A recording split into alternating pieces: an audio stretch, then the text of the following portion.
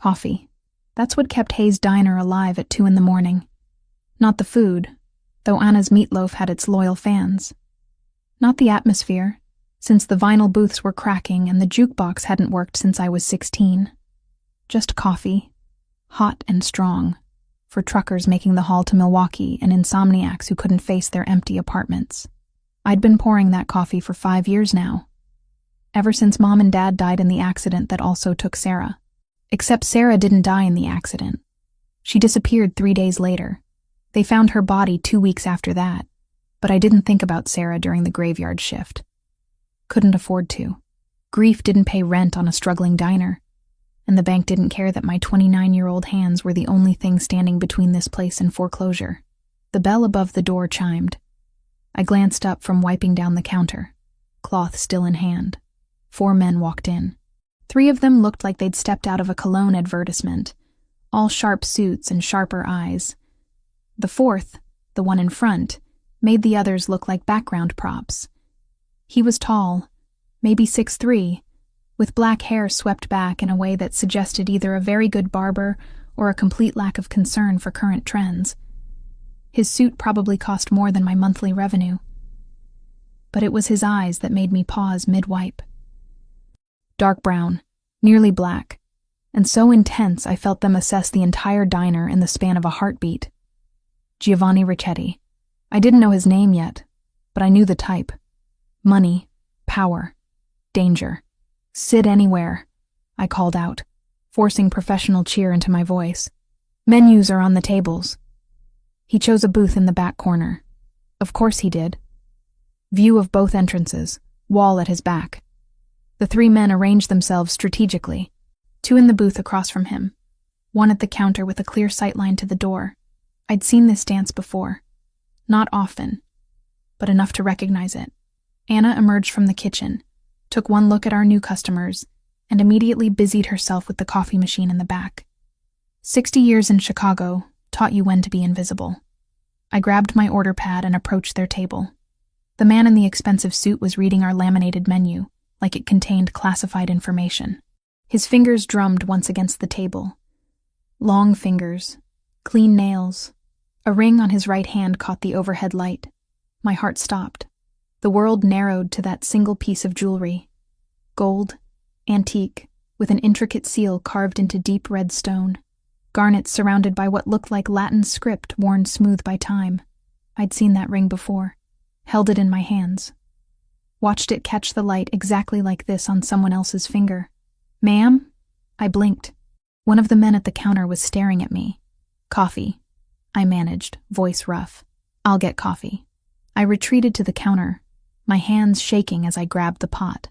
This wasn't possible. That ring was unique. Sarah had shown it to me the last night I saw her alive, eyes bright with excitement she wouldn't explain. She'd worn it on her right hand, middle finger, exactly where this stranger wore his. When they found Sarah's body, the ring was gone. Police said robbery, probably. I'd never seen it again. Until tonight. I returned to their booth, pot in hand, and poured 4 cups without spilling despite the tremor in my fingers. Up close, the ring was even more distinctive. The seal showed what looked like a lion rampant, surrounded by words I couldn't make out. My sister had a ring like that, I heard myself say. The effect was immediate. His hand froze halfway to the coffee cup. Those dark eyes snapped to my face with an intensity that made my breath catch. What? His voice was deep, controlled, with the barest hint of an accent I couldn't place. That ring. I pointed with the coffee pot, unable to stop myself. My sister wore one exactly like it, 5 years ago. How? The single word carried weight. Not a question. A demand. I swallowed hard. I don't know. But she did. I saw it. She wore it the last night I saw her alive. The 3 other men had gone completely still. The one at the counter had shifted position slightly. My survival instincts belatedly kicked in, screaming that I'd said something very wrong to very dangerous people. But the man with the ring just stared at me. Something flickered across his face. Shock, maybe. Or recognition. What was your sister's name? He asked quietly. Sarah. Sarah Hayes. He closed his eyes briefly. When he opened them again, something fundamental had changed in his expression. "Sit down," he said. "I'm working." "Sit down." I sat. Anna was going to kill me for abandoning the counter, but my legs had stopped taking commands from my brain. He removed the ring from his finger and placed it on the table between us. Under the diner's harsh lights, I could see the craftsmanship even more clearly. This wasn't costume jewelry. This was an heirloom. "This ring has been in my family for 300 years, he said. "It's one of a kind, hand-forged in Naples, brought to America by my great-great-great-grandfather. There is no other ring like this in the world." "Then how did my sister—" "6 years ago this ring was stolen from me." His jaw tightened. "Taken during an attack that killed 6 of my men. I thought it was lost forever." My mouth went dry. 6 of his men. This man commanded men. Had men who could be killed. "It reappeared 1 year later," he continued. "Someone left it on my desk. No note, no explanation. I never discovered who returned it or how they obtained it. The math assembled itself in my mind like puzzle pieces I didn't want to complete. 6 years ago, Sarah would have been 24. 1 year later would be 5 years ago. Weeks before she disappeared, your sister returned my family's ring," he said slowly, realization dawning in his eyes as he spoke. "Somehow she had it. And she gave it back." "Sarah died 5 years ago," I whispered. "They found her body in the river. The police said—" "What did they say?" "Random violence. Wrong place. Wrong time." The official story had always felt incomplete, but what could I do? I was 24, drowning in funeral costs, and suddenly responsible for a failing diner. She'd been dead about 2 weeks when they found her. He picked up the ring, turned it over in his fingers. What was her full name? Where did she work? Sarah Elizabeth Hayes. She was a freelance translator. German, Italian, some Russian. She worked from home mostly, but sometimes clients hired her for in-person meetings. I heard my voice from a distance. Too calm for the conversation we were having. "Why are you asking?" "Because I think your sister died because of this ring," he said. "And I think I know who killed her." The coffee pot slipped from my fingers. It hit the table, bounced, rolled. He caught it with reflexes that seemed too fast, set it upright without spilling a drop. "I don't understand," I managed. "You don't need to understand." "Not yet." He pulled a card from inside his suit jacket, slid it across the table. Heavy cardstock, embossed. Just a name and a phone number. Giovanni Ricchetti. "But if you want answers about what really happened to your sister, call this number tomorrow. 9 a.m. "Who are you?" His mouth curved slightly. Not quite a smile. "Someone who owes your sister a debt. She returned something precious to my family. The least I can do is tell you why she died for it." He stood. The 3 men stood with him, a synchronized movement that spoke of long practice. He placed $200 bills on the table next to his untouched coffee. "For the coffee and the conversation," he said. "And Miss Hayes?" "Yes?" "Don't talk about this ring to anyone else. For your own safety." They left as quickly as they'd arrived. The bell chimed. The diner fell silent except for the hum of the ancient refrigerator. Anna appeared at my elbow. "You okay, honey?" "I don't know," I admitted. "I really don't know." The card lay on the table. Giovanni Ricchetti. Tomorrow, 9 a.m. I picked it up. The paper felt expensive between my fingers. Outside, a black SUV pulled away from the curb, taillights disappearing into Chicago's pre-dawn darkness. Sarah had worn that ring. I knew it with absolute certainty, and now the man who owned it was offering answers I'd spent 5 years trying to find. I tucked the card into my apron pocket. Tomorrow I'd call. I didn't sleep after my shift ended. Just stared at the ceiling of my studio apartment above the diner, watching dawn creep across the water-stained plaster. At 8:55 a.m., I sat on my ancient couch with Giovanni Ricchetti's card in one hand and my phone in the other. The smart thing would be to throw the card away. Pretend last night never happened. Men who traveled with bodyguards and paid $200 for coffee they didn't drink weren't the kind of men who improved your life. But Sarah's face kept appearing in my mind. Not as they'd found her, bloated and pale from 2 weeks in the river, as she'd been that last night. eyes bright with secret excitement. That impossible ring on her finger. I dialed at exactly 9 a.m. He answered on the first ring. Miss Hayes. How did you know it was me? I've been expecting your call. There's a car outside your building. Gray sedan. My driver will bring you somewhere we can talk privately. I moved to the window. Sure enough, a gray sedan idled at the curb. As I watched, the driver's side door opened and a man in a dark suit stepped out. He looked up at my window and nodded once. You've been watching my apartment? I've been ensuring your safety. There's a difference. His voice remained calm, almost gentle. The people who killed your sister may not appreciate you asking questions about her death. My stomach twisted. I haven't told anyone about last night. Good. Keep it that way. Will you come? Every instinct I'd developed growing up in Chicago screamed warnings. But curiosity, grief, and 5 years of unanswered questions drowned them out. Give me 10 minutes. I changed into clean jeans, and the one nice sweater I owned that didn't have coffee stains. The driver said nothing during the 20-minute trip through morning traffic, just drove with the competence of someone who'd done this route 1,000 times. We ended up in a warehouse district I vaguely recognized. Old industrial buildings converted into expensive lofts. The kind of neighborhood that gentrified 5 years ago and now hosted artisanal coffee shops next to former meatpacking plants. The driver pulled into an underground garage beneath one of the cleaner buildings. Giovanni waited by a private elevator, dressed more casually than last night.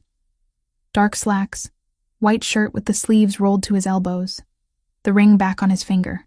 Thank you for trusting me, he said. I don't trust you. I want answers. Something that might have been respect flickered across his face. Fair enough. This way. The elevator required a key card. We rode up in silence. When the doors opened, they revealed not an apartment, but an office. File cabinets lined one wall. A massive desk dominated the center, flanked by computer monitors. Maps of Chicago covered another wall, marked with pins and colored strings like something from a crime drama. Welcome to the archives, Giovanni said. Everything my family has done in this city for the past 40 years is documented here, including the night 6 years ago when we were attacked and this ring was stolen. He moved to one of the file cabinets, pulled out a thick folder, and spread its contents across the desk. Police reports, autopsy photos, surveillance footage stills. I recognized the images before he said anything. Blood, bodies, violence documented in stark black and white. June 14th, 6 years ago. 2:30 a.m. His finger traced across a map. Warehouse on South Racine Avenue. My men were moving legitimate cargo, textiles imported from Italy. A rival organization ambushed us. 6 dead. Millions in property damage. And this ring, stolen from my hand during the chaos. I forced myself to look at the photos. The warehouse in the images was gutted, scorched. Who attacked you? The O'Sullivan family. Irish mob out of Boston, trying to establish Chicago territory. His jaw tightened. Their leader, Connor O'Sullivan, has spent the past 6 years attempting to destroy everything my family built. It became personal after that night. His son died in the attack. You killed his son? He tried to kill me first. I defended myself. Giovanni's voice carried no apology. Connor has never forgiven that. The war between our families intensified after June 14th, which is why I need you to look at something. He pulled up a map on one of the computer screens. Red pins marked one location, blue pins another. The red pin is the warehouse where we were attacked. Where does that look to you? I leaned closer. South Racine Avenue. The surrounding streets triggered recognition. That's near Bridgeport. Sarah had an apartment there when she first graduated college. She moved about 5 years ago, but my breath caught. She worked from a shared office space 2 blocks from that warehouse. I know. He pulled up another file. Bank statements with Sarah's name on them. Your sister occasionally translated documents for various businesses, including some that contracted with my family's import operations. She likely never knew who the actual clients were. We use layers of legitimate companies. You investigated my sister? I investigated everyone who might have had access to that warehouse the night of the attack. Your sister's name came up because she'd worked in the area. He paused. But she wasn't there that night. I verified her alibi years ago. She was at a translation conference downtown, surrounded by witnesses. Then how? Security footage from 3 days after the attack. He clicked a key. Grainy black and white video filled the screen. A figure in a dark coat and hood approached the burned-out warehouse in daylight. The police had cleared the scene, but I kept private surveillance active. Watch. The figure circled the building once, hesitant, then darted inside through a gap in the damaged wall. Emerged 12 minutes later, hands shoved deep in pockets. Walked quickly away. That's Sarah. I didn't need to see her face. I knew the way she moved, how she ducked her head when nervous. What was she doing there? I believe she went to see what happened. Possibly heard about it through her work connections. And while searching the ruins, she found my ring. He paused the video on a frame where Sarah glanced back at the warehouse. Even in the grainy footage, I could see fear on her face. She took it, maybe planning to turn it into police, maybe just because it was valuable. But she kept it for months. Why? That's what I want to know. He pulled out another document. A bank statement showing a deposit to Sarah's account. $5,000, dated 4.5 years ago, 1 month before she died. This deposit has no clear source. Around the same time, my ring reappeared on my desk with no explanation. I think Sarah returned it anonymously and someone paid her for something. Information, maybe. The pieces were assembling into a picture I didn't like. You think Sarah got involved in something connected to your business? I think she found that ring and realized what it meant. That she'd stumbled into something dangerous. His voice softened slightly. Your sister wasn't a criminal, Miss Hayes. But she was curious and brave. Possibly too brave. Someone noticed her. The O'Sullivans? That's my theory. But I need to verify it. He closed the files. Which means investigating your sister's death more thoroughly than I did 6 years ago. The police report listed her death as random violence. Body found in the Chicago River near Goose Island. Cause of death drowning. Evidence of assault. Case went cold within 3 months. I read the report 100 times. My throat felt tight. They said she'd been in the water about 2 weeks. That she probably died the same night she disappeared. Police reports can be falsified, especially when influential people want certain questions to go unanswered. He met my eyes directly. I have contacts who can access the real autopsy report. The one that didn't get sanitized for public consumption. But if I start digging, people will notice, including whoever killed Sarah. You're saying looking into this puts me in danger. I'm saying it puts both of us in danger. But I owe your sister a debt. She returned something precious to my family when she could have sold it or thrown it in the river. That means something. He picked up the ring, turned it slowly. I want to know why she died. I want the people responsible to answer for it. But I need to know you're willing to accept the risks. I thought about Sarah. Smart, careful Sarah who spoke 4 languages and dreamed of working for the UN. Sarah who died alone and afraid in a river while I was sleeping peacefully above the diner. What do you need from me? Everything you remember about her last few months. People she mentioned, places she went, anything unusual. He pulled out a clean notebook. And I need you to accept protection. If someone realizes you're Sarah's sister and that you're investigating, they might act. Protection meaning what? A driver. Someone watching your apartment and the diner. Nothing intrusive. He paused. Nothing you'll notice unless you look for it. And in exchange, I find out what really happened to your sister. I make sure whoever killed her faces consequences. His voice hardened. I keep you alive while we get answers. I should have walked away. Should have called the police. Gotten a lawyer. Done anything except trust a man who casually discussed falsified police reports and private surveillance. But the police had failed Sarah. The official investigation had led nowhere. And Giovanni Ricchetti, whatever else he was, had resources I didn't. Okay, I heard myself say. Tell me what you need to know. He opened the notebook. Start with the last time you saw her alive. So I did.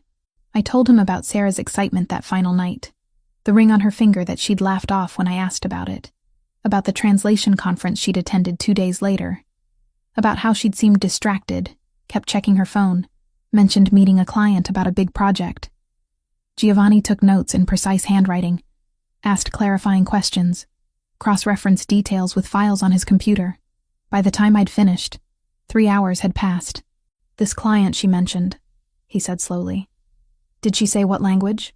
Russian, I think. She'd been studying it more seriously that year.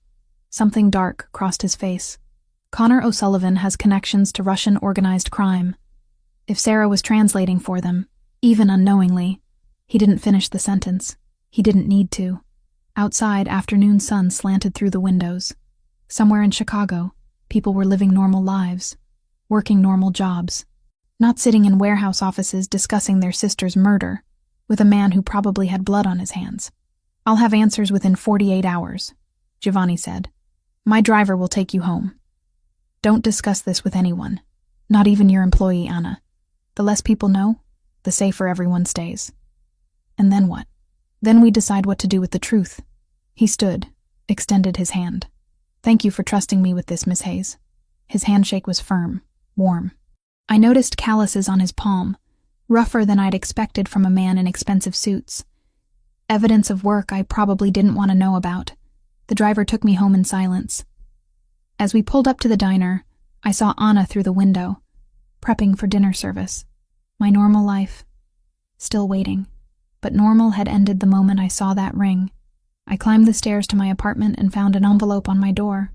No markings. Just thick paper folded once.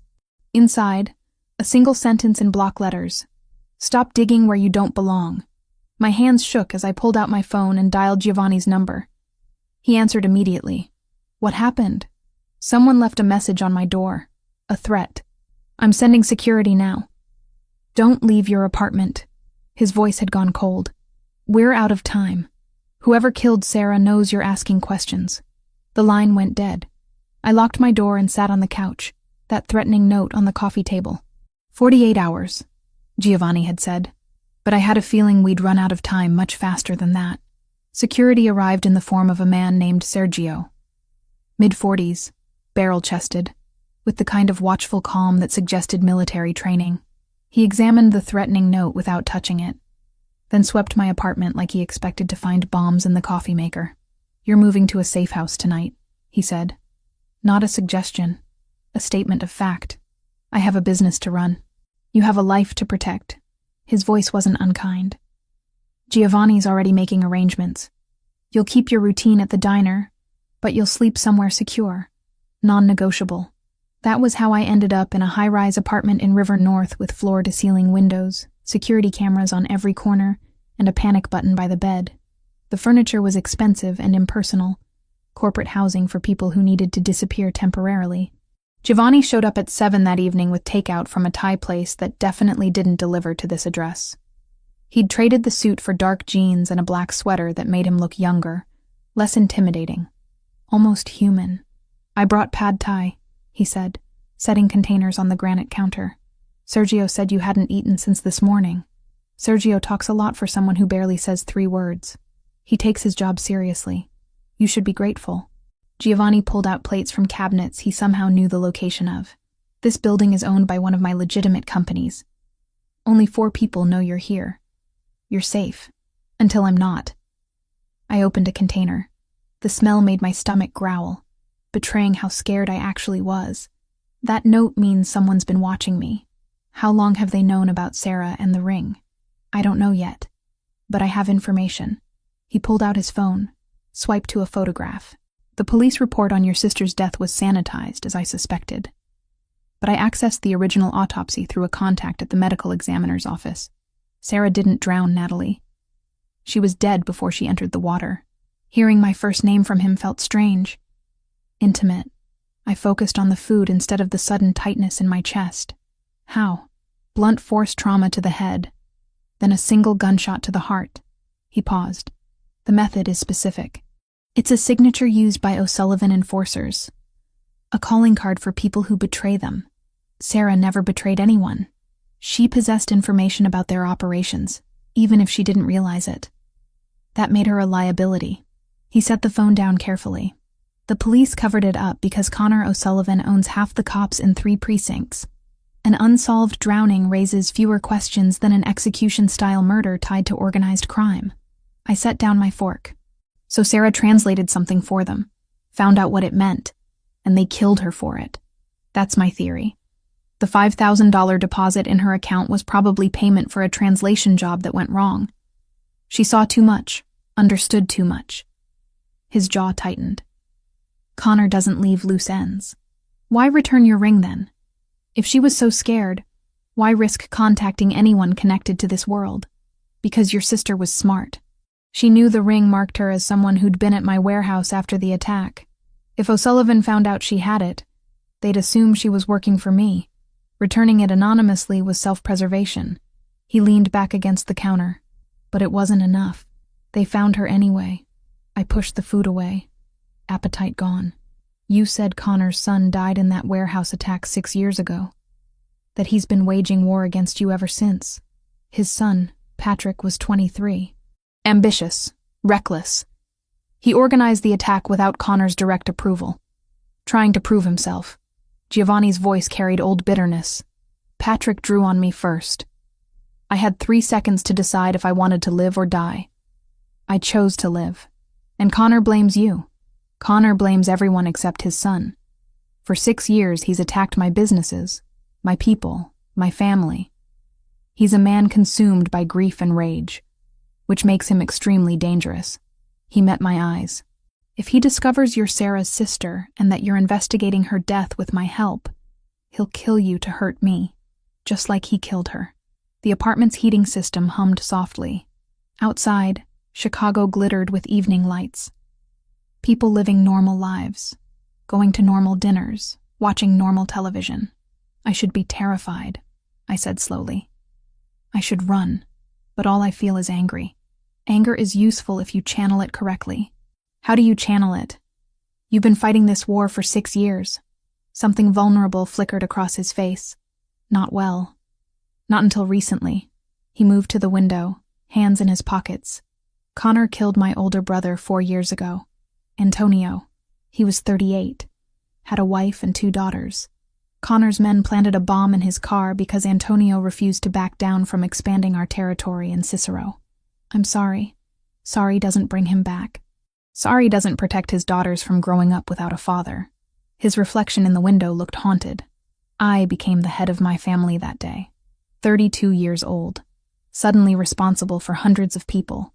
Dozens of businesses. A war I didn't start but couldn't end.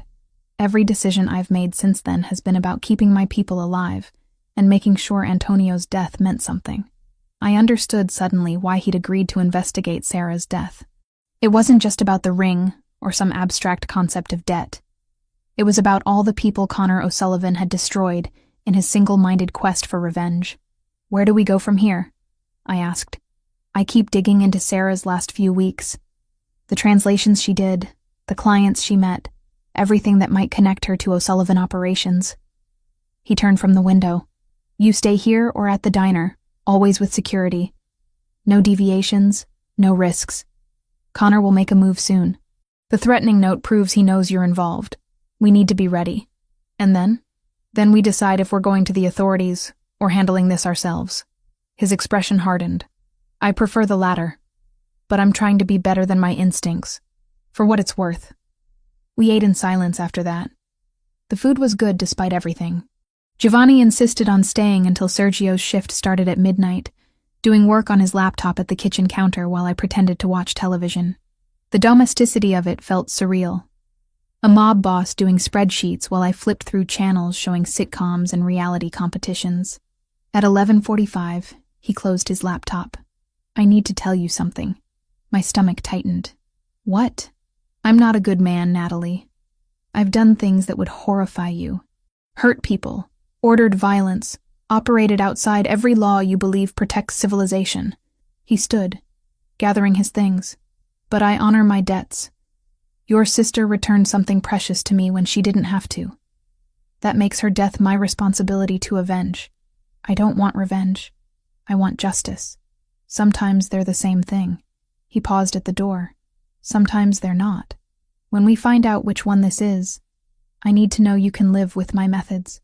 I don't know if I can. Then figure it out. Because once we start down this road, there's no turning back.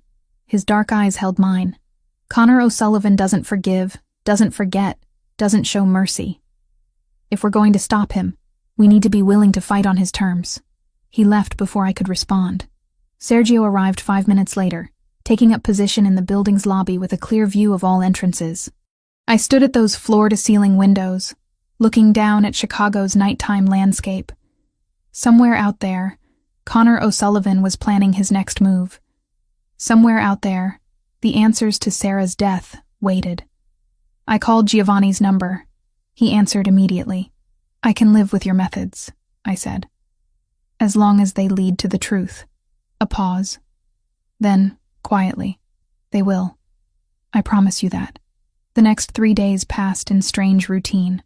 I worked my shifts at the diner with a security detail positioned discreetly at the counter. Sergio or one of his team drove me between the safe house and work. Giovanni visited every evening with food and updates. He'd found the company that had contracted Sarah for Russian translation 5 years ago. A shipping firm that, when properly investigated, turned out to be an O'Sullivan front for moving contraband. Sarah had translated invoices and customs documents, probably never realizing the cargo manifests were fiction. She stopped working for them 3 weeks before she died, Giovanni explained over Chinese takeout on day 4. Filed a complaint with the contracting agency about suspicious requests. That complaint disappeared from their records, but I found a backup copy. What kind of requests? They asked her to deliberately mistranslate certain documents, make numbers match across different forms even when they didn't align. She refused. He pulled up an email on his phone. She sent this to her contact at the agency. "I believe I'm being asked to participate in illegal activity. I'm terminating this contract effective immediately." 2 days later, someone deposited $5,000 in her account from an untraceable source. Hush money, or a final payment with a threat attached. "Stop talking or else." His expression darkened. 3 weeks later, she died. Connor's people had 3 weeks to decide she was a risk they couldn't afford. Can we prove any of this? Not in a court of law. But I don't need a court. He met my eyes. I need you to decide what kind of justice you want. Legal or final. Before I could answer, my phone buzzed. Anna's name on the screen. I answered, heart already racing. "Natalie, honey, you need to come to the diner right now." Anna's voice shook. "Someone broke in during closing. Tore the place apart. Left a message painted on the wall." "What kind of message?" "It says, 'Your sister should have stayed quiet. So should you.'" Giovanni was already moving, grabbing his jacket, phone to his ear calling Sergio. I followed, pulse hammering. The safe house suddenly felt like a trap instead of protection. Connor O'Sullivan had just declared open war, and somewhere in the back of my mind, beneath the fear and anger, a small voice whispered what I already knew. I couldn't live with walking away. Not anymore. Not when Sarah's death finally meant something more than an unsolved file in a cold case database.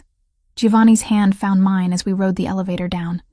His grip was steady, warm, anchoring. "We end this," he said quietly. "Together. Whatever it takes." I squeezed his hand back. Whatever it takes. The diner looked like a crime scene.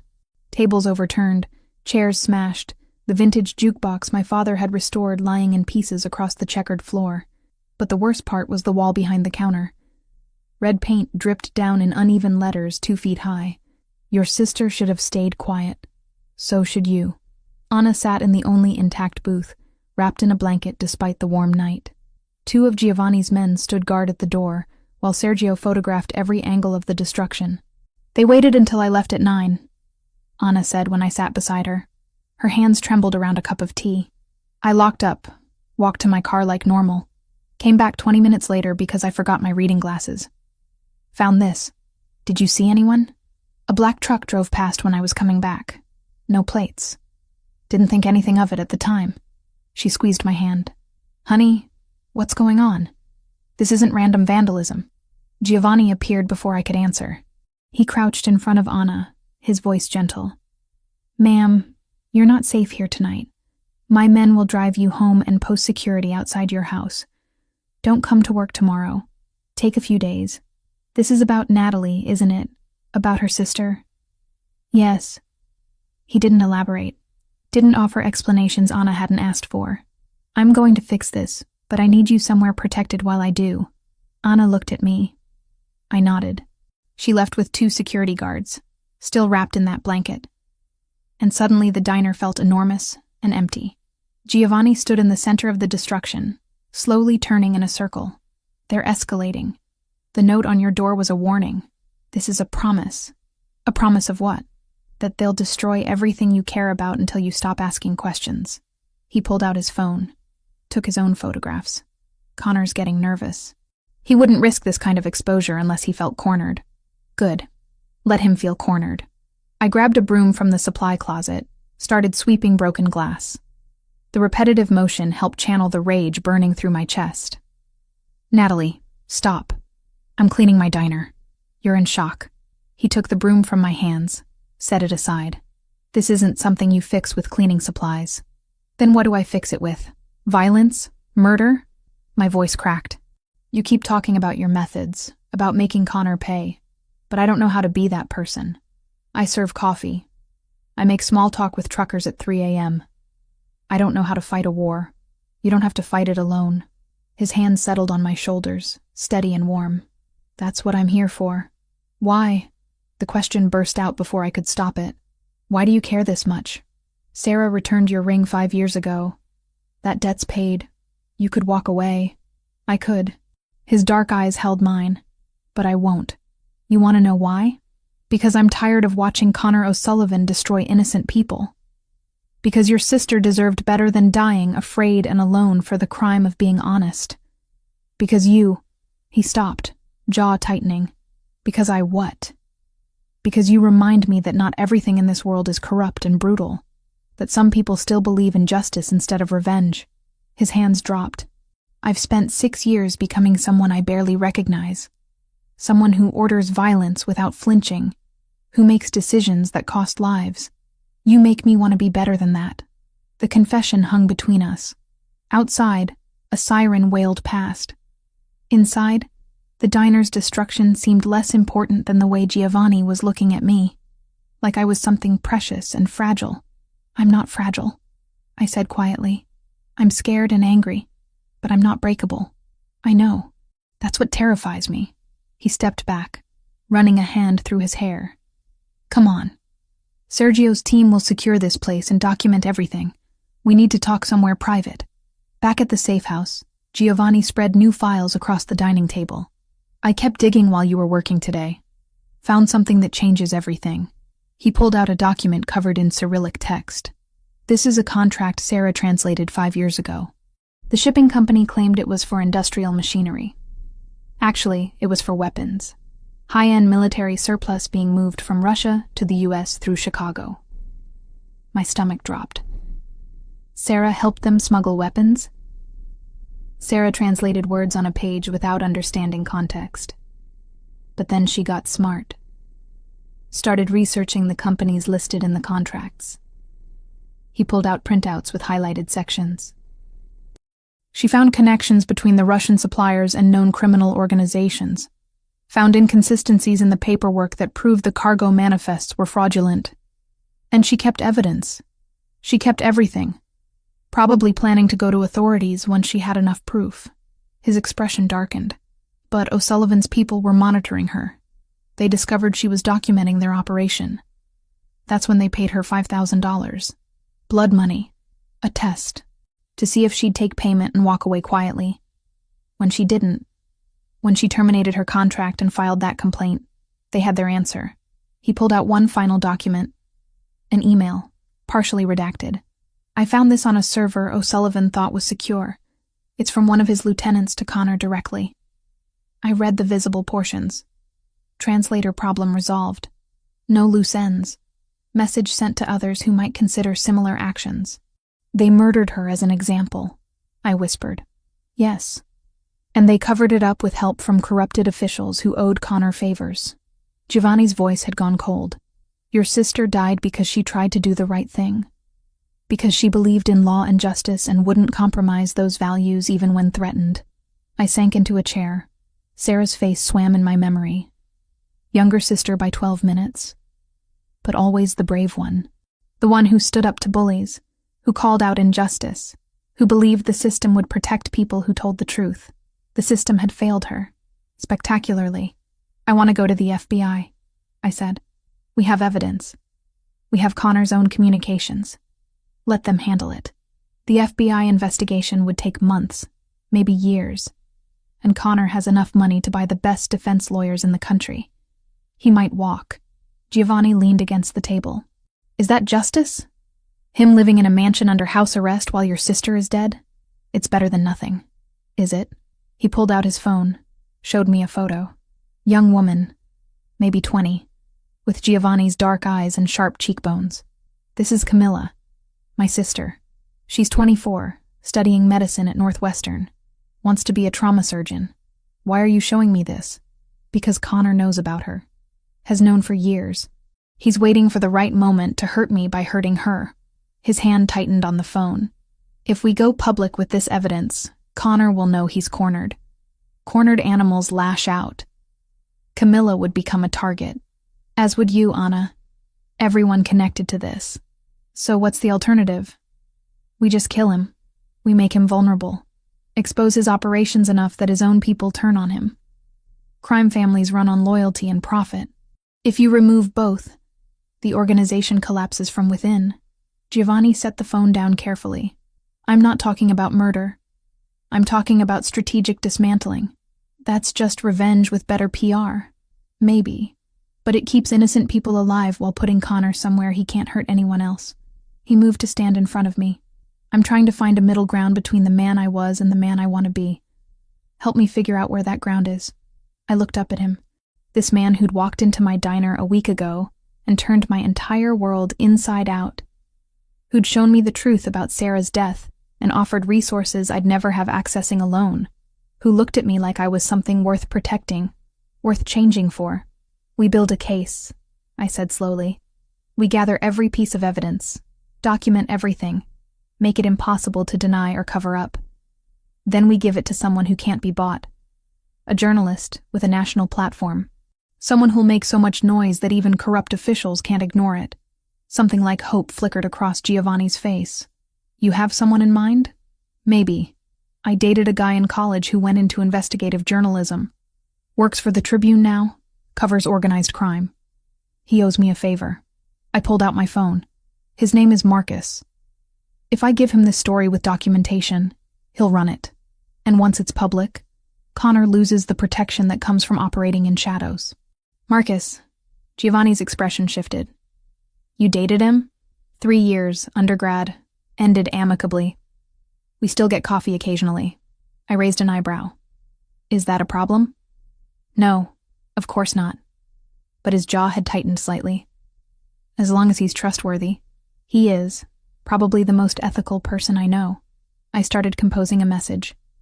I'll reach out. Set up a meeting. You bring the evidence. We make Connor O'Sullivan's life very public and very difficult. Giovanni was quiet for a moment. Then, you're brilliant. You know that? I'm practical.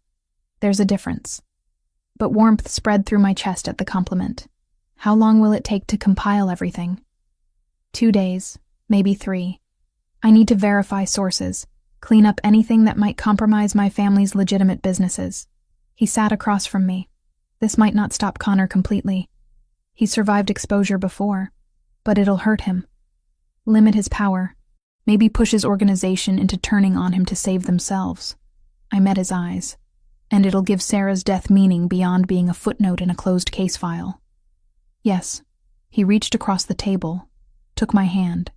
His palm was warm, calloused, steady. Thank you.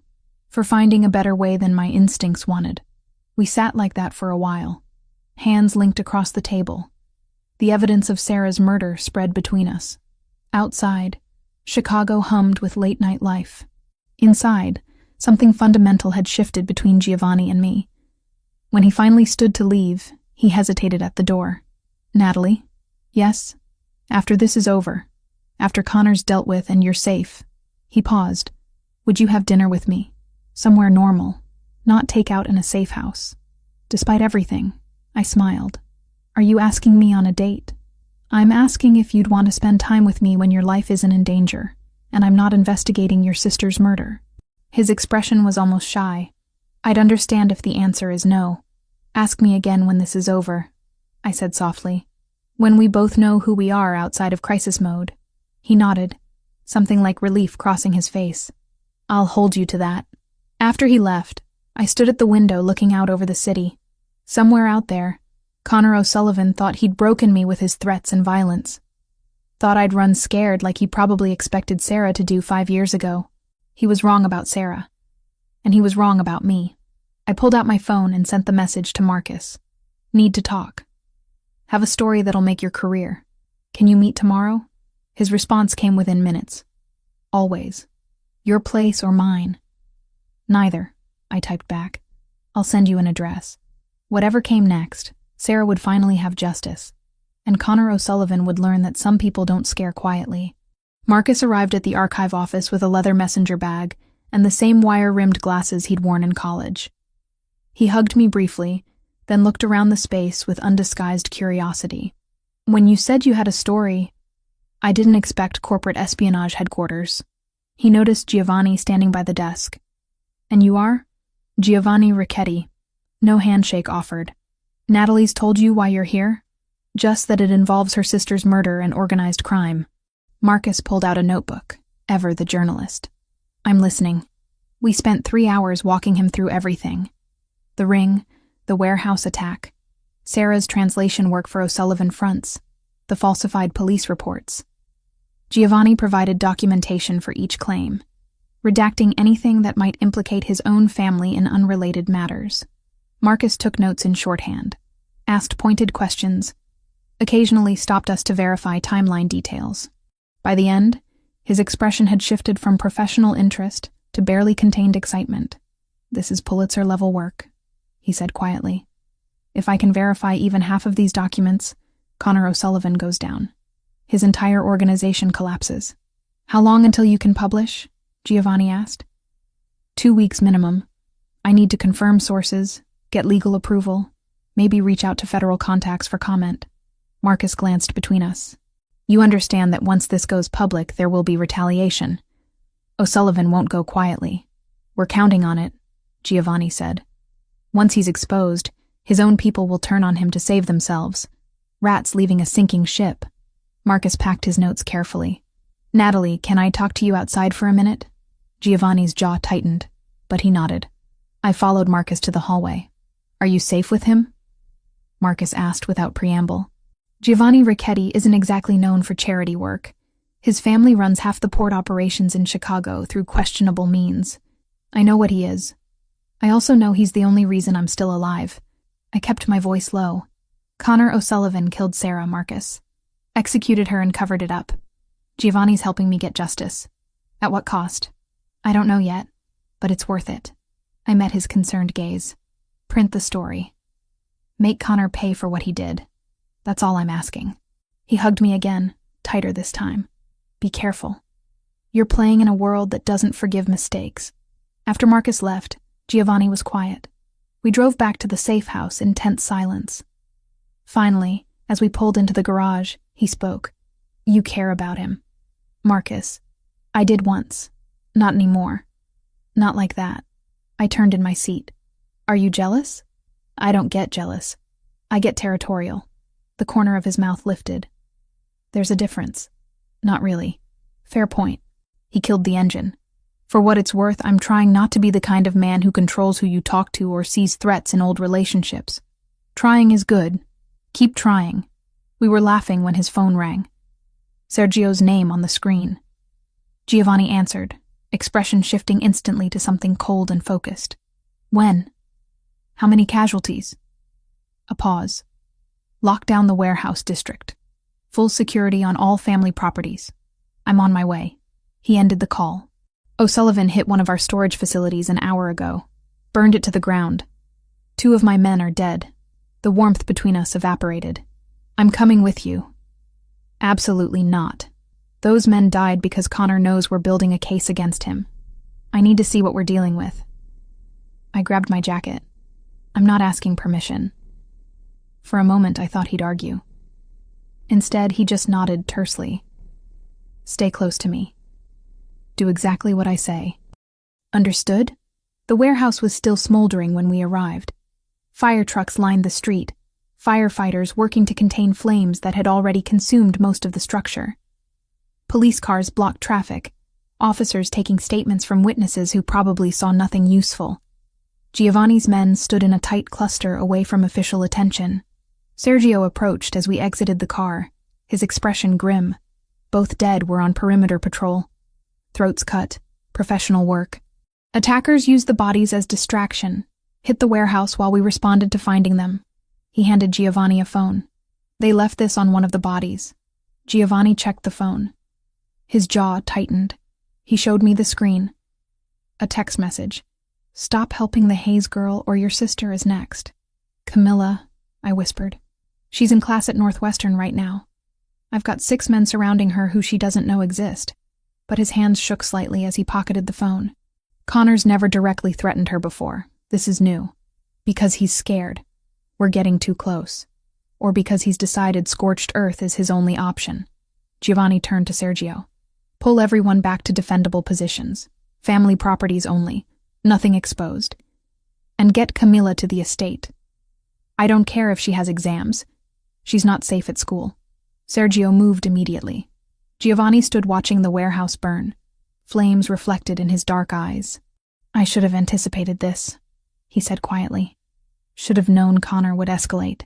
You can't predict everything. I can try. Those men had families. They trusted me to keep them safe." He pulled out his phone, made a call, spoke in rapid Italian to someone on the other end. When he finished, his expression had hardened into something frightening. "I'm moving assets, consolidating power. If Connor wants war, he'll get it. That's not the plan. Marcus needs time to publish. Marcus has 2 weeks. I have hours before Connor hits another target." He turned to me. "You're going back to the safe house. Non-negotiable. I need to handle this without worrying about your safety. I can help. You can stay alive. That's how you help." His voice gentled slightly. "Please, Natalie. I can't think clearly if I'm terrified Connor's going to grab you off the street." I wanted to argue. Wanted to insist I wasn't helpless. But 2 men were dead, and Giovanni's sister was being threatened, and my presence complicated his ability to protect everyone else. "Okay, but you check in every 2 hours. I need to know you're safe too." Something softened in his expression. "Deal." Sergio drove me back while Giovanni coordinated response to the attack. The safe house felt more like a prison than protection, but I forced myself to stay put. Every news alert on my phone showed the warehouse fire, speculated about gang violence, quoted police sources about ongoing investigations into organized crime. Giovanni called at 6 p.m. "Camilla's secure at the estate. She's furious with me for pulling her out of school, but alive and protected. That's what matters. How are you holding up?" "I've had better days, but I've also had worse." Background noise suggested he was mobile, probably in a car. "O'Sullivan hit 2 more properties this afternoon. A gambling operation in Greektown and a legitimate restaurant in Little Italy. No casualties this time, just property damage. He's trying to provoke me into retaliation. Will you retaliate?" Silence. Then, "I'm trying not to. Trying to be the man who waits for Marcus's story to destroy Connor legally. But it's difficult when my people are dying and my sister is threatened. I know, but we're so close. 2 weeks and this ends the right way. 2 weeks feels like a lifetime when you're waiting for the next attack." He exhaled slowly. "I need to go. Security briefing in 5 minutes. I'll call you later." He didn't call later. At 11 p.m., Sergio called instead. "There's been an incident. Camilla's car was ambushed leaving the estate. She's alive but injured. Giovanni's at Northwestern Memorial with her now." My hands went numb. "How bad?" "Gunshot wound to the shoulder, through and through, missed major arteries. She'll recover." His voice hardened. But O'Sullivan made his message clear. "Nobody connected to Giovanni is safe.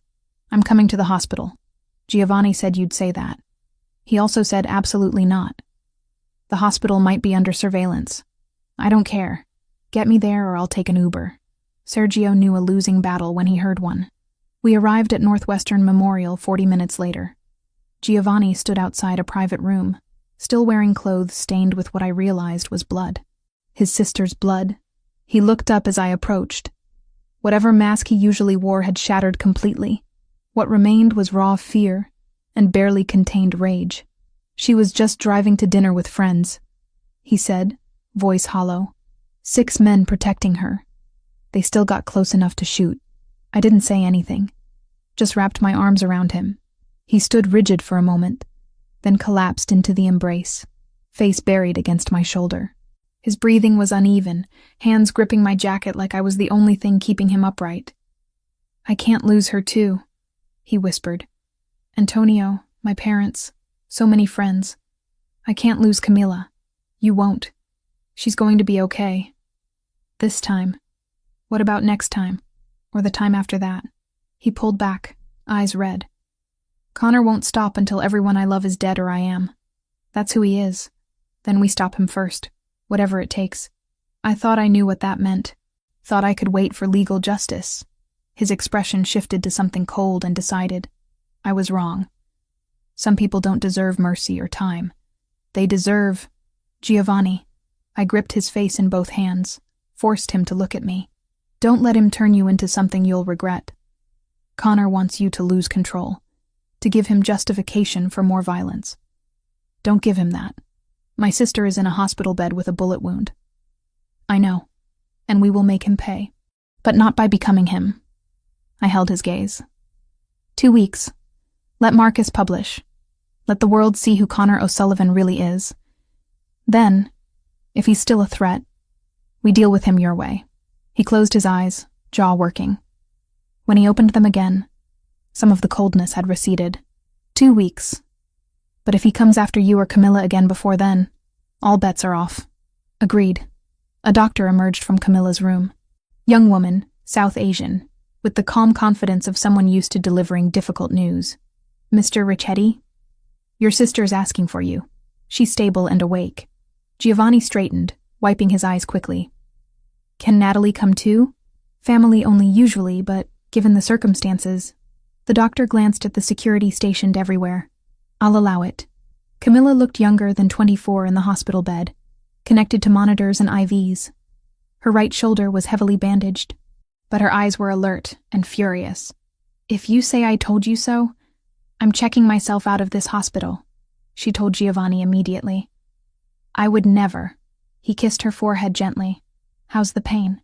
"Manageable with drugs. Unmanageable with the knowledge that I'm missing my anatomy practical tomorrow." She noticed me. "You must be Natalie. Giovanni talks about you constantly."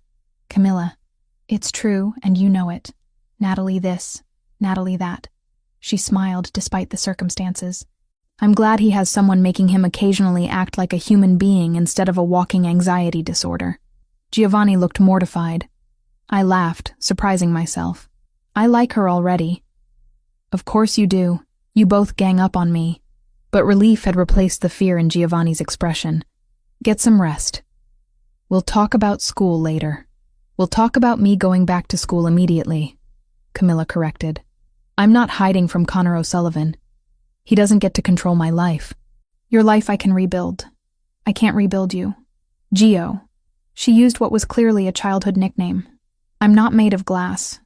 And I'm definitely not backing down from some vendetta-obsessed lunatic who thinks shooting people solves problems." Her expression hardened. "Destroy him. Whatever you need to do. You have my blessing." Giovanni squeezed her uninjured hand. "Working on it." We left her to sleep. Outside, dawn was breaking over Chicago. Giovanni and I stood in the hospital parking garage, exhausted and running on pure adrenaline. 12 days, he said quietly. Then Marcus publishes, and Connor's world ends. 12 days, I agreed. We can survive 12 days. His phone buzzed. He checked it, expression darkening. Connor just issued a statement through his lawyer. Claims Giovanni Ricchetti has been harassing his legitimate businesses, and that any property damage is justified self-defense. He's getting ahead of the story. He's declaring open war. Giovanni pocketed the phone. 12 days. But I'm done playing defense. Time to remind Connor O'Sullivan why people fear the Ricchetti name. The look in his eyes made me shiver. Not from fear of him, but from recognition of what was coming. The gloves were off. The rules had changed, and Connor O'Sullivan had just made the biggest mistake of his life by going after Giovanni's sister. I spent 3 days at the safe house watching Giovanni transform into someone I barely recognized. He left before dawn and returned after midnight. Clothes rumpled, eyes hollow. The few times we spoke, his voice carried an edge that hadn't been there before. "We're bleeding resources," he told me on day 3, pouring whiskey he didn't drink. "Connor's hitting supply lines, bribing my contacts, turning minor associates against me. By the time Marcus publishes, I might not have an organization left to protect. So we speed up the timeline. Marcus needs another 9 days minimum. Then we find another way to hurt Connor. Something that doesn't involve waiting." I closed my laptop where I'd been researching Connor's known associates. There has to be a weakness we can exploit. Giovanni sat heavily on the couch. His accountant, Thomas Riley, handles all the money laundering through legitimate fronts. If we could flip him, then we'd have direct testimony plus financial records. I pulled up a file. I've been looking into Riley. He's got a family, wife, 2 kids in private school. No criminal record before he started working for Connor. Meaning he's not loyal to the life, he's loyal to the paycheck. Giovanni leaned forward, some energy returning to his voice. If we offer protection and immunity, he might take it. How do we approach him without Connor knowing? We don't. I do. He pulled out his phone. Sergio's been tracking Riley's movements. He picks up his daughter from ballet every Thursday at 6 p.m. Tomorrow's Thursday. That's not enough time to plan properly. It's all the time we have. Connor's closing in. Either we act now or we lose the advantage. He stood, already making calls. "I'll handle the approach. You stay here where it's safe." "No." He paused mid-dial. "What?" "No, I'm coming with you." I stood to face him. Riley's not going to trust a mob boss showing up at his daughter's ballet class, but a woman? Someone who looks normal and unthreatening? That's different. Absolutely not. If something goes wrong, you'll need someone who can talk to civilians without terrifying them. I crossed my arms. I've spent 5 years serving coffee to every kind of person in Chicago. I know how to read people, how to make them comfortable. You need me for this. His jaw tightened. For a moment I thought he'd refuse outright. Then he exhaled slowly. "You stay in the car unless I signal otherwise. You don't approach unless I clear it. And if shooting starts, you run. Understood?" "Understood." Thursday afternoon found us parked outside a dance studio in Oak Park. Affluent neighborhood, tree-lined streets, the kind of place where soccer moms and organized crime accountants coexisted without overlap. Thomas Riley arrived at 5:55 p.m. in a sensible Volvo.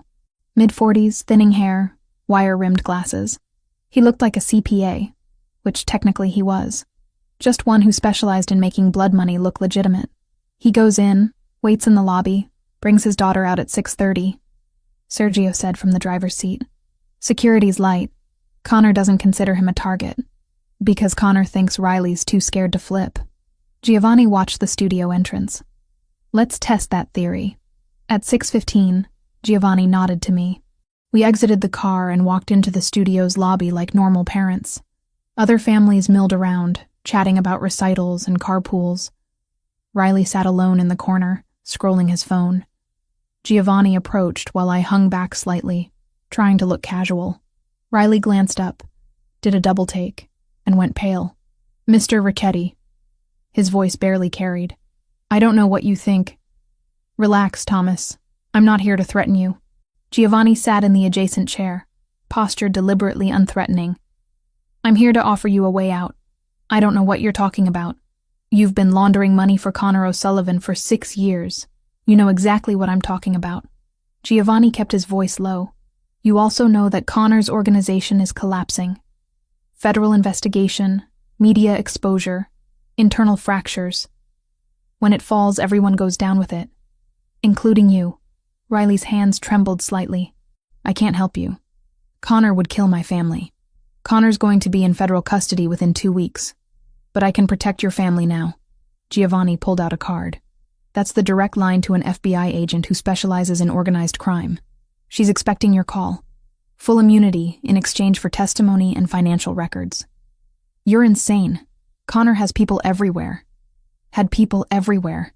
Most of them are currently reconsidering their loyalty." Giovanni leaned closer. "Your daughter's name is Emma. She's 8. Takes ballet on Thursdays, soccer on Saturdays. Your wife Eva teaches 3rd grade at Oak Park Elementary. Your son Michael is 6, obsessed with dinosaurs. Riley went white. Are you threatening them? I'm demonstrating that I know how to find them if I wanted to. So does Connor. Giovanni's voice hardened.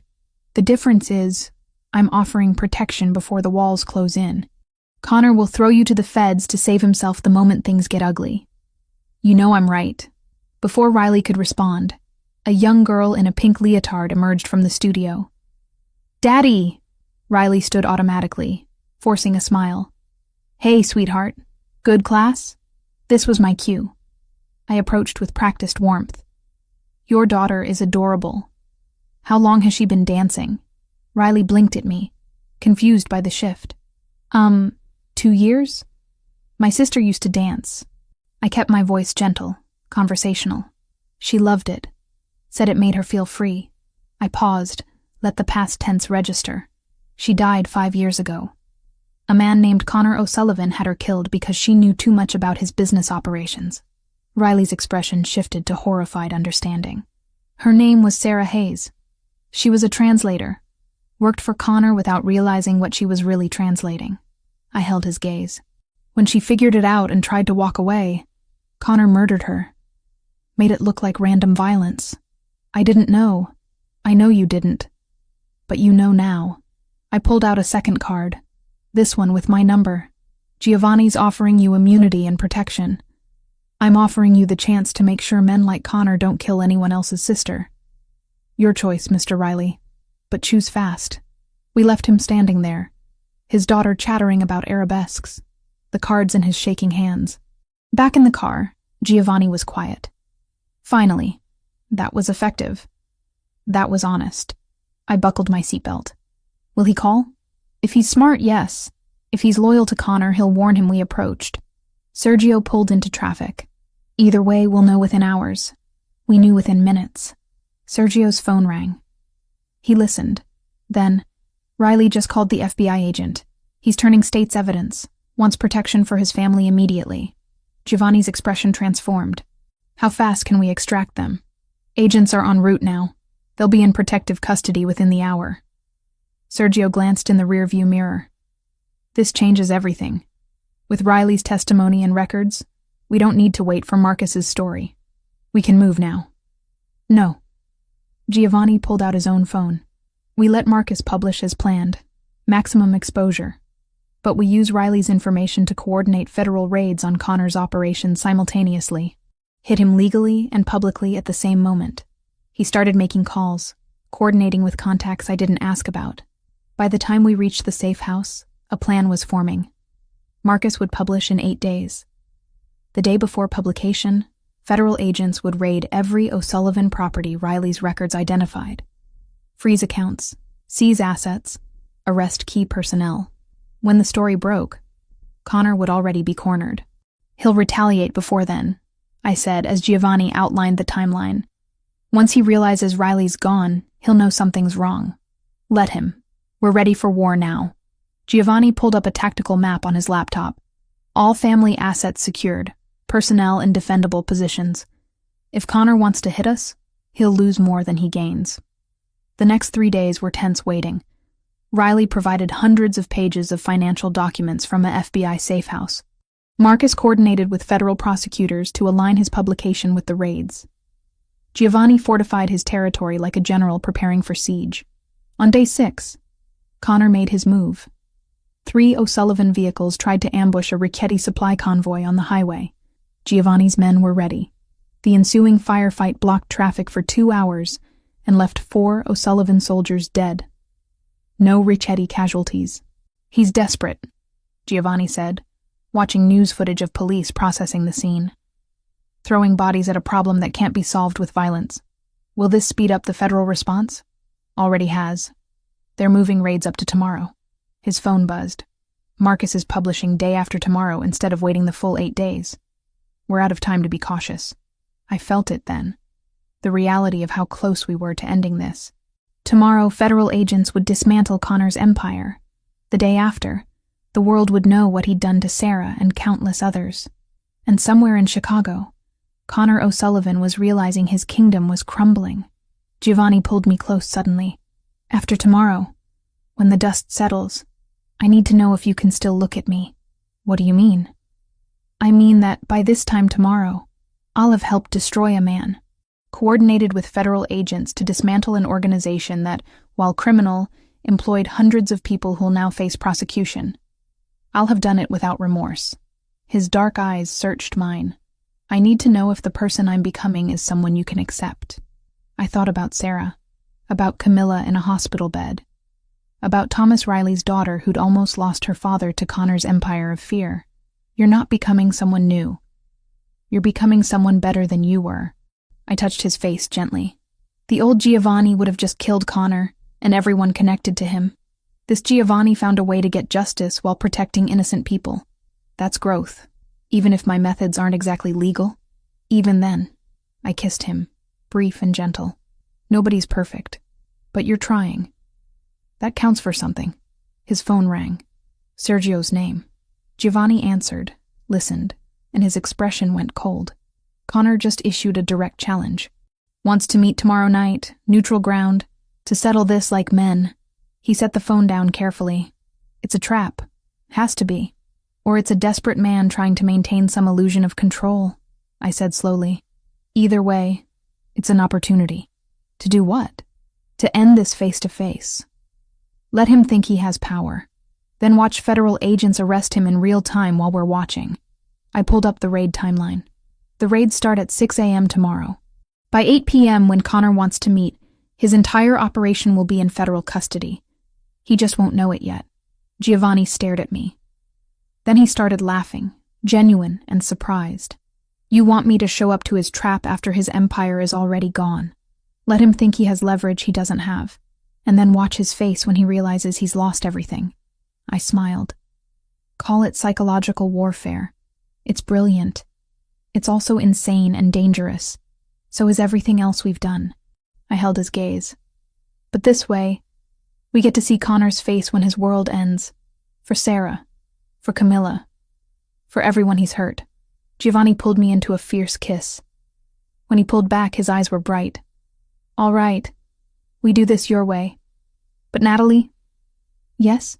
If anything goes wrong tomorrow, if there's even a hint of danger, you run. Promise me. I promise. But even as I said it, I knew the truth. I was done running.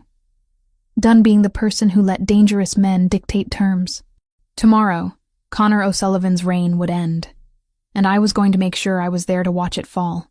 The federal raids began at 6:02 a.m. I watched them unfold on news feeds from the safe house, coffee growing cold in my hands. Agents in tactical gear swarming warehouses, offices, residential properties. Helicopters circling. Reporters scrambling to cover breaking news about the largest organized crime bust in Chicago history. Giovanni stood at the window, phone pressed to his ear, coordinating with contacts across the city. How many arrests so far? Pause. Good. And the accounts? Another pause. Frozen. All of them. Excellent. By noon, federal authorities had arrested 47 people connected to Connor O'Sullivan's organization, seized 12 properties, frozen assets worth an estimated $70 million. Connor himself remained at large, but his empire was burning. Marcus's story went live at 2 p.m. I read it 3 times, throat tight. He'd documented everything. Sarah's murder, the falsified police reports, the weapons trafficking, the money laundering, quotes from federal prosecutors, statements from Thomas Riley about the systematic corruption, photos of documents proving Connor's involvement, and at the center of it all, Sarah, her picture from college graduation, bright-eyed and optimistic, the story Marcus told about her courage, her integrity, her death. She would have liked this, I said quietly, seeing her name attached to something that mattered. Giovanni read over my shoulder. She got justice. That's what matters. His phone rang. He checked the screen, expression hardening. It's Connor. He answered on speaker. Connor O'Sullivan's voice came through rough and barely controlled. You destroyed everything. My businesses, my people, my legacy. You destroyed yourself. I just helped speed the process. Giovanni's voice carried no sympathy. We still meeting tonight? Or are you too busy running from federal warrants? Oh, we're meeting. 8 p.m., the old steel mill on Goose Island. You remember it, Richetti? Where you killed my son? Where your son tried to kill me and failed. Giovanni's jaw tightened. I'll be there. But understand this, Connor. You lost. This meeting changes nothing. We'll see about that. The line went dead. I looked at Giovanni. The steel mill is where Patrick died 6 years ago, where this all started. He set the phone down carefully. Connor wants closure on his terms. One final confrontation where he gets to play the aggrieved father. It's definitely a trap. Absolutely. Which is why I'm bringing 30 men and enough firepower to start a small war. He pulled me close. You're staying here. I know you want to see this through, but I'm coming. I cut him off firmly. Connor threatened me, vandalized my diner, killed my sister. I deserve to see this end. Natalie, you once told me I wasn't fragile. Prove you meant it. I held his gaze. I'm not asking to be in the line of fire, but I'm asking to be there. Please. He struggled with it. I saw the war in his expression between protection and respect. Finally, he nodded. You stay in the vehicle, armored, with Sergio and 2 other guards. You don't exit unless I give the all clear. Understood? Understood. We arrived at the old steel mill at 7:45 p.m. The place was a skeleton of rusted metal and broken windows, abandoned for decades. Perfect location for an ambush. Giovanni's men secured perimeter positions while Sergio parked our SUV with clear sight lines to the main entrance. Connor arrived at 8:03 p.m. Just 3 vehicles, maybe a dozen men. Significantly less force than Giovanni had brought. Either Connor was genuinely alone, or his backup was hidden extremely well. Connor himself looked like a man who'd aged 10 years in 2 days. Late 50s, gray hair unkempt, expensive suit wrinkled. He stood in the center of the mill's main floor, spotlit by the setting sun through broken skylights. Giovanni exited our vehicle. Sergio tensed but didn't stop him. I watched through bulletproof glass as Giovanni crossed the open space, stopping 20 feet from Connor. Their voices carried in the empty space, echoing off metal walls. 6 years, Connor said. 6 years I've waited for this moment. To watch your empire crumble like you made mine crumble. Your empire crumbled because you built it on violence and corruption. Mine still stands. Giovanni's posture was relaxed but ready. Whatever you're planning, it won't change what happened today. Federal agents have everything. Riley gave them everything. Riley was always weak. Just like you're weak. Connor's voice shook. You took my son from me. My only child. Do you understand what that's like? Watching your legacy die? Your son tried to murder me. I defended myself. Giovanni's voice hardened. And for 6 years, you've responded by killing innocent people. Including a 24-year-old translator who just wanted to do honest work. Sarah Hayes. Connor laughed bitterly. She stuck her nose where it didn't belong. Just like you. Just like everyone who's ever crossed me. I couldn't stay silent anymore. I opened the vehicle door despite Sergio's protest. Sarah was my sister. My voice rang out across the empty space. Both men turned. She was brilliant and kind, and she died because of you. Connor's expression twisted. The waitress. I should have killed you when I had the chance. You should have. But you were too busy playing games.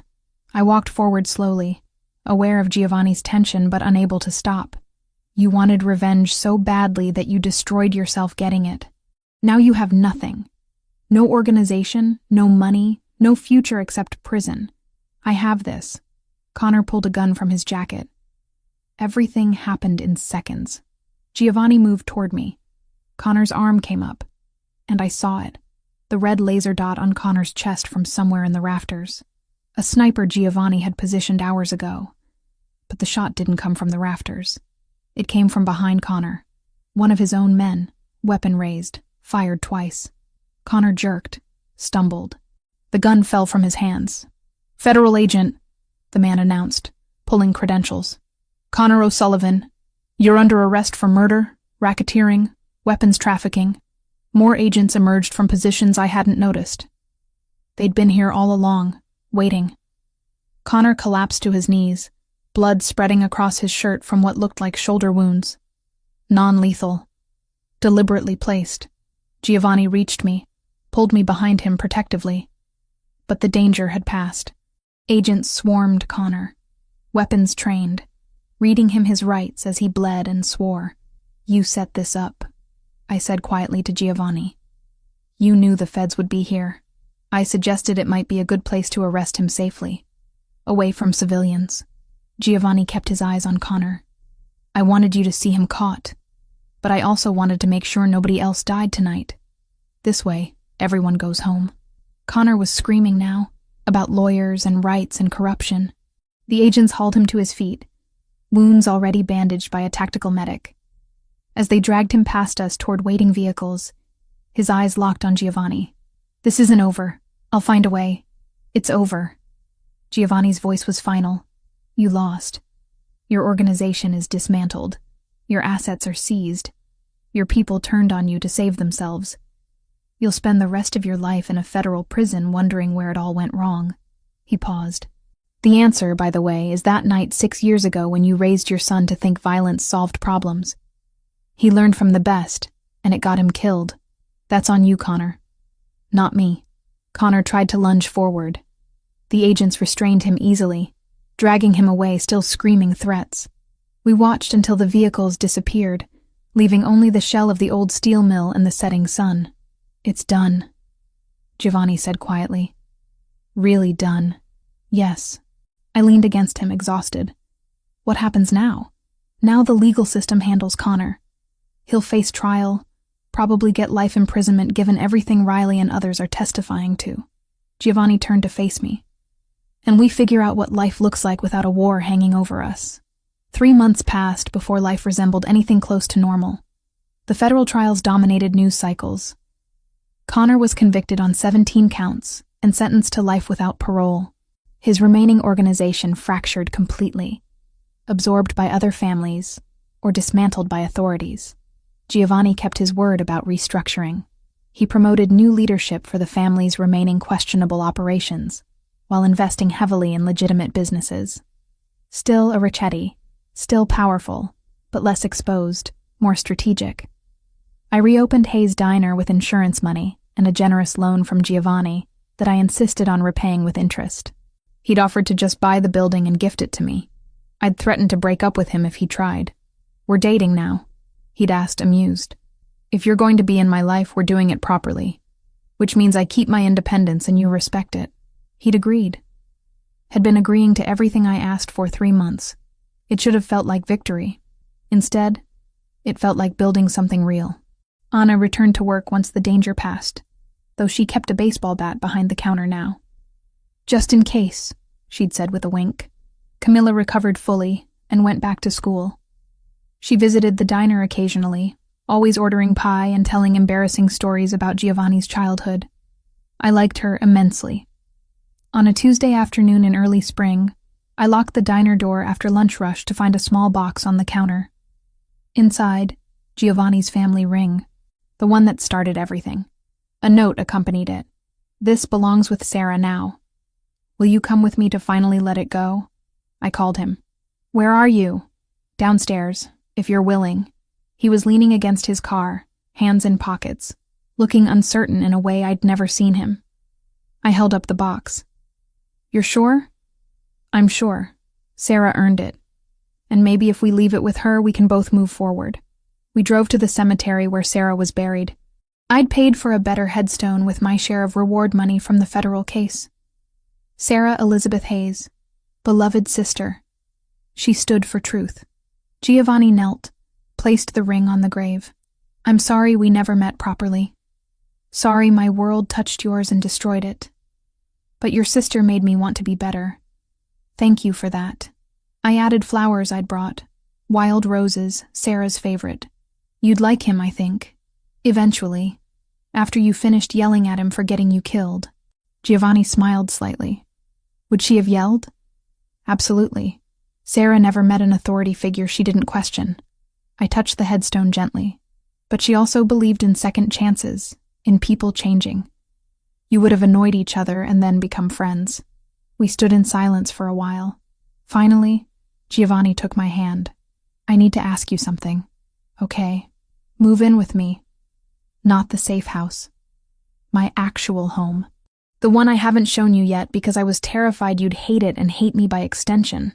The words came quickly, nervous. I know it's fast. I know we agreed to take things slow. But I wake up every morning wanting to see you and go to sleep every night wishing you were there. I'm tired of slow. I want to build a life with you. My heart hammered. What kind of life?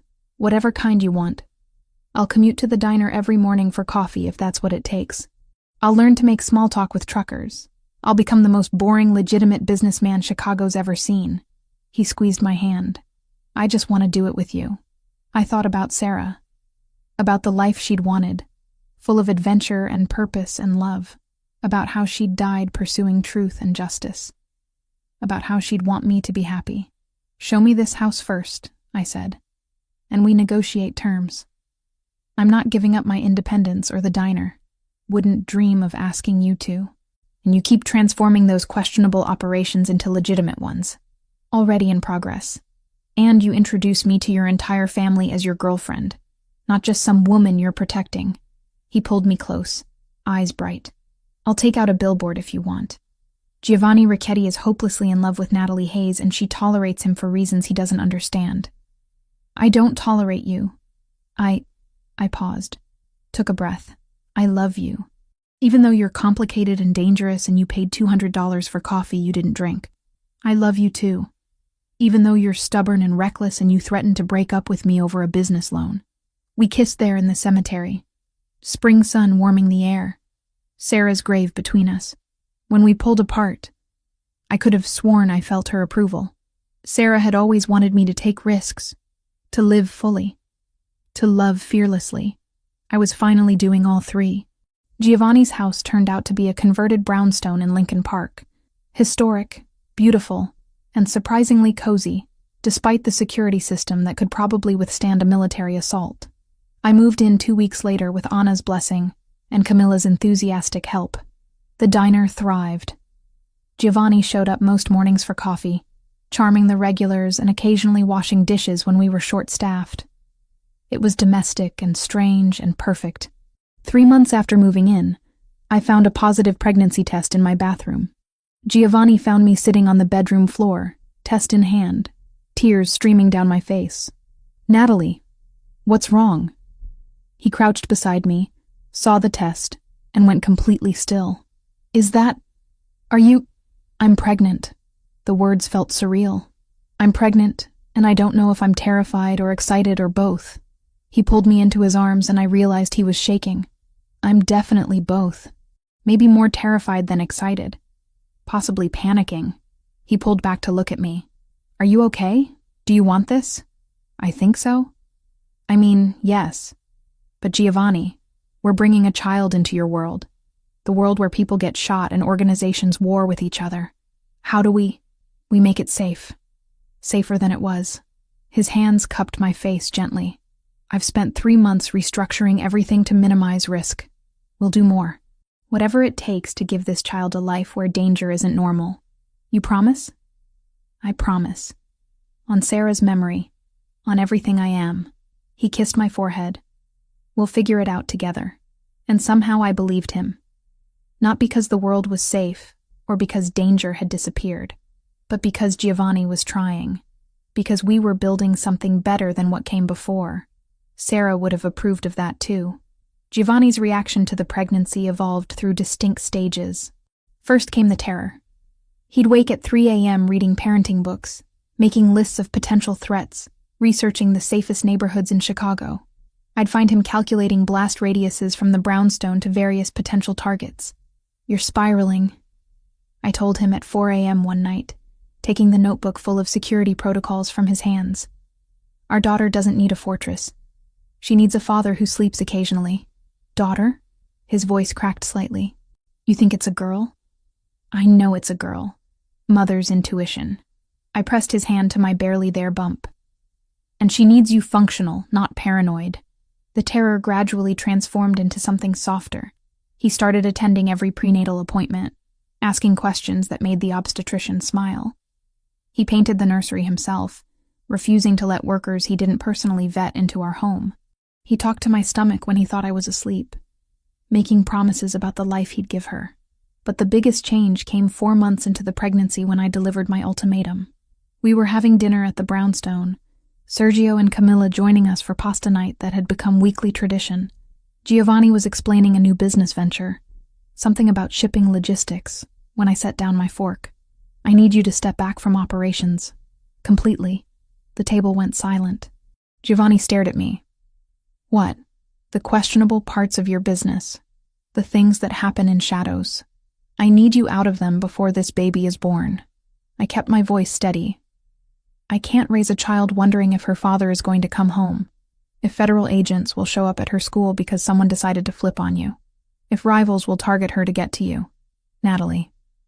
I've already restructured. It's not enough. You're still connected. Still making decisions that could backfire. I met his eyes. I'm not asking you to walk away from being a Richetti. I'm asking you to transition fully into legitimate business and let someone else handle what's left of the illegal operations. Camilla spoke up quietly. She's right, Gio. You've been talking about getting out for years. You just needed a reason. My reason is sitting across from me carrying my child. Giovanni's jaw worked.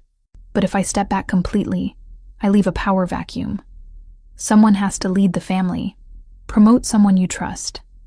Someone younger who's not trying to build a different life. I reached across the table for his hand. Antonio would want this for you. He'd want you to have the choice he never got. Giovanni was quiet for a long moment. When he spoke, his voice was rough. I'll need 6 months to transition. Find the right person. Ensure loyalty. Make sure the change doesn't cause instability. You have 4. She's due in 5. You're negotiating using our unborn daughter as leverage. I'm negotiating because I love you and I want decades with you, not years cut short by violence. I squeezed his hand. Choose us. Please. He chose us. The next 4 months were chaos. Giovanni identified his successor, a sharp 32-year-old named Luca, who'd been running their Boston operations with brutal efficiency and surprising diplomacy. The transition was announced to family leadership at a meeting I didn't attend, but heard about later. Some resistance, some relief. Universal respect for Giovanni's decision. They think you're going soft, Camilla told me over coffee at the diner. I told them you're actually the scariest person any of us know, because you made Giovanni Richetti choose family over power.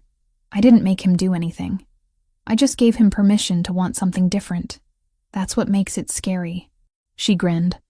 Also, I'm absolutely going to spoil this baby outrageously. Fair warning. By month 7, Giovanni's involvement in anything questionable had reduced to occasional advisory calls with Luca. He threw himself into legitimate ventures instead, expanding the family's import business, investing in real estate, even exploring tech startups. It was strange watching him transform into someone who attended city council meetings and charity galas. You look good in a tuxedo, I told him at a fundraiser for the children's hospital. Very respectable mob boss turned philanthropist. Former mob boss. Present tense philanthropist who's completely out of his depth at these events. He tugged at his bow tie. How do you talk to these people? They're terrifying. They're rich donors. You've negotiated with actual criminals. Criminals are more straightforward. They tell you what they want. These people talk in circles about quarterly projections and impact metrics. He spotted Camilla across the room, waved. Your sister is better at this than I am. Camilla's better at everything social. That's why she'll be an excellent doctor. I rubbed my very pregnant belly. Are you ready for this? Really ready? For fatherhood? No, absolutely not. I'm terrified I'll break her or raise her wrong or fail to protect her from everything. He placed his hand over mine on my stomach. But I'm trying to be ready. That has to count for something. It counted for everything. Our daughter arrived on a Tuesday in October, 3 weeks early, and with enough drama to announce her Richetti heritage. 20 hours of labor. Giovanni nearly passing out twice. Camilla in scrubs because she'd convinced the hospital to let her observe as part of her medical training. Anna waiting in the lobby with half the diner's regular customers who'd somehow heard the news. When the nurse finally placed a screaming, red-faced baby in my arms, I understood immediately why people did irrational things for their children, why Giovanni had walked away from power, why Sarah had tried to fight corruption despite the danger. She's perfect, Giovanni whispered, fingers gentle on her tiny hand. What do we name her? We'd discussed this for months without reaching consensus. But looking at her now, the answer was obvious. Sophia, after your mother. I touched her dark hair, already thick, and Sarah as a middle name. Sophia Sarah Ricchetti. Giovanni's eyes went bright. You're sure? I'm sure. Your mother deserves to be remembered. And Sarah, my throat tightened. Sarah deserves to be part of the good that came from all of this. He kissed my forehead, then Sophia's. Thank you. For her. For everything. The first month of parenthood was chaos. Sophia had her father's intensity and my stubborn refusal to sleep on any predictable schedule. Giovanni approached fatherhood like a military operation. Spreadsheets tracking feeding times and diaper changes. Research about developmental milestones. Baby-proofing that would have impressed security consultants. You can't bubble wrap the entire house, I told him at 2 a.m. while nursing Sophia. She needs to be able to live. She can live in a safe environment. There's a difference. But he was smiling when he said it, exhaustion and joy mixing in equal measure. By month 3, we'd found a rhythm. Giovanni handled morning duties so I could sleep after overnight feedings. I took afternoons while he worked on legitimate business from a home office. Camilla visited twice a week, teaching us things from her medical training. Anna insisted on babysitting every Sunday so we could have date nights. You two need adult time, Anna declared, already cooing at Sophia. Go, eat food that requires utensils. Have conversations about something other than diapers. Those date nights became sacred. Sometimes we went somewhere fancy, remembering who we'd been before parenthood consumed us. More often, we just walked along the lakefront, talking about everything and nothing. About Sarah and how she'd have loved being an aunt. About Giovanni's brother Antonio, and the nephew he'd never get to meet. About building lives that honored the people we'd lost. Do you miss it? I asked one evening as we watched sunset over Lake Michigan. The power, the respect that came from fear, all of it? Giovanni considered carefully. Sometimes. Usually when Sophia cries for 2 hours straight and I can't fix it. Then I think about how being a mob boss didn't prepare me for fatherhood at all. He pulled me closer. But then she smiles at me or falls asleep on my chest, and I realize this is better. Harder, but better. No regrets? Only that I didn't find you sooner. That Sarah had to die for us to meet. His voice went quiet. I'd change that if I could. Take a different path that didn't cost her life. I know. But we can't change the past. We can only honor it. I leaned against him. Sarah would like knowing her death meant something. That Connor's in prison. That you chose a different life. She'd probably also yell at me for getting you involved in my world at all. Definitely. Then she'd demand to babysit Sophia every weekend. I smiled through sudden tears. I miss her. Every day. I know. He held me while I cried. Something I'd done periodically since Sophia's birth. Grief mixed with joy. Loss mixed with love. The complicated reality of building happiness from tragedy. 6 months after Sophia's birth, I returned to the diner part-time. Giovanni had offered to hire full-time staff, so I wouldn't have to work, but I'd refused. The diner was mine. My connection to my parents, to Sarah, to the life I'd built before everything changed. I wasn't giving it up. So Giovanni learned to operate the espresso machine. Camilla covered occasional shifts. Anna remained the backbone of the operation. And I brought Sophia with me sometimes, letting her sleep in a bassinet behind the counter while I poured coffee for truckers and regulars who'd known my family for decades. She's going to grow up smelling like coffee and hearing stories about the weird 3 a.m. crowd, I told Anna one afternoon while Sophia napped. Sounds like a good childhood to me. Anna adjusted Sophia's blanket gently. Your parents would be proud, honey. Of this place, of how you survived everything, of that beautiful baby. And Sarah? Sarah would be beside herself with joy. Probably spoiling Sophia rotten and teaching her Italian curse words to horrify Giovanni. Anna smiled. But mostly she'd be proud you found love in spite of everything. That you chose to be happy.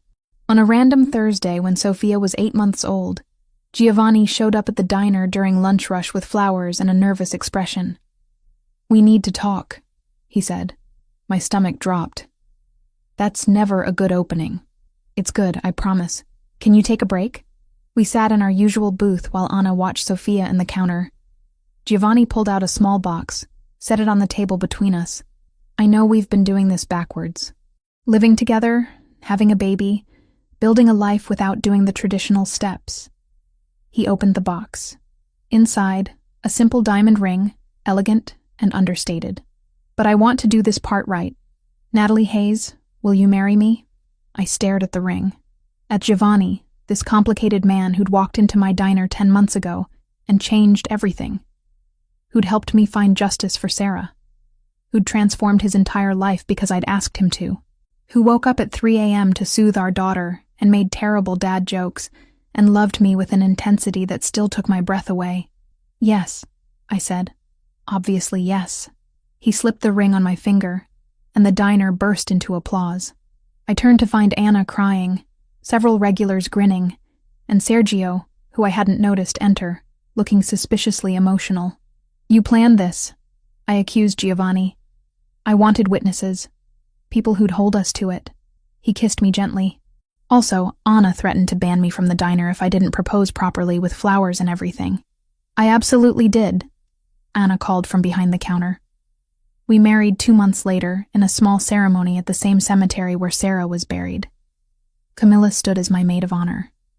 Sergio was Giovanni's best man. Sophia wore a tiny dress and slept through the entire thing. We kept it intimate, just family and close friends, exchanging vows with Sarah's headstone in view. "I take thee, Giovanni Ricchetti, former criminal mastermind, current legitimate businessman, forever Sophia's terrified but devoted father," I said when it was my turn. Laughter rippled through our small gathering. "To have and to hold, even when you're ridiculous about baby-proofing. To love and to cherish, because you chose to be better, for as long as we both shall live." Giovanni's voice was rough when he spoke. "I take thee, Natalie Hayes, waitress extraordinaire, fierce advocate for justice, the scariest person I've ever met in the best way. To have and to hold, especially during 3 a.m. feedings. To love and to cherish, because you make me want to deserve you. For as long as we both shall live." We sealed it with a kiss, while Sophia woke up and immediately demanded attention. Perfect chaos. Perfect love. After the ceremony, I laid my bouquet on Sarah's grave. "You'd have liked him eventually," I told her silently. "Once you finished being furious. He makes me happy. I hope wherever you are, you're happy too. And thank you for the ring, for starting all of this." That evening, the diner hosted our reception. Anna had closed early and decorated with fairy lights and flowers. We danced between the tables. Sophia passed between aunts and uncles, regulars crashing the party with good wishes and terrible karaoke. Giovanni pulled me close during a slow song, Sophia asleep against his shoulder. This is not what I imagined my life looking like. Better or worse? Better. So much better it terrifies me. He kissed my forehead. "Thank you for taking a chance on a complicated man with a questionable past. Thank you for becoming someone worth taking a chance on." 6 months later, I found Giovanni at the diner on a quiet Tuesday afternoon. He sat in the booth where we'd first talked about the ring, Sophia in his lap, showing her pictures on his phone. "What are you two doing?" I asked, sliding in across from them. "Showing our daughter her Aunt Sarah, telling her the story about how her parents met because of a ring and justice and a very brave woman who tried to do the right thing." He looked up at me, eyes soft. "She should know where she comes from. All of it." Sophia grabbed for the phone, babbling in her own language. Giovanni let her, patient and gentle. This man who'd ordered violence without flinching now spent his afternoons teaching our daughter about family and heritage, and choosing to be better. "I love you," I said suddenly. Have I mentioned that recently? Not in the last hour. I was starting to worry. He grinned. "I love you too. Even though you make me work double shifts at the diner when we're short-staffed. Builds character. I have plenty of character. I'm a reformed mob boss turned respectable businessman and doting father. Keep telling yourself that. Former Don Ricchetti." He laughed. the sound rich and free. Sophia laughed too, not understanding the joke but happy to participate. And I realized this was everything Sarah would have wanted for me. Love, laughter, safety, purpose, a life built from tragedy, but defined by hope. The diner bell chimed, new customers entering. Time to get back to work, to the life I'd built serving coffee and raising a daughter, and loving a complicated man who'd chosen change. But first, I leaned across the table and kissed my husband. Then I kissed our daughter's forehead. Family. Hard-won and precious and worth every struggle to get here. Sarah's ring remained in the family vault, a reminder of where we'd started. But this, Sophia's laughter, Giovanni's peace, our quiet life, was the legacy that mattered.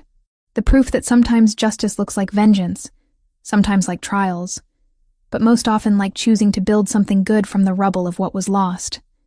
And that was enough. More than enough. It was everything.